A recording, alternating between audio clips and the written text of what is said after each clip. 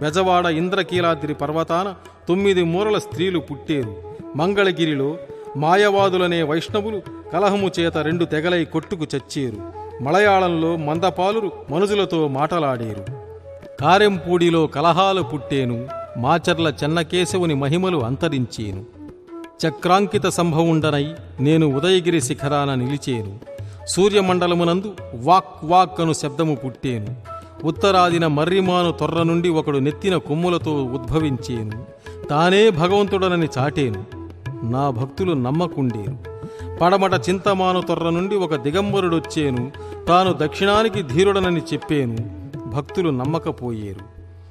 తిరుపతిలో వెంకటేశ్వర స్వామి సమ్ముఖాన ఒక విష్ణు భక్తుడు పుట్టి భూమి మీద శివా అను వాక్యము 8 ఘడియలు లేకుండా చేసేను. శైవ వైష్ణవ తర్కము జరిగేను. పాతాళ గంగకై వాదములు జరిగేను.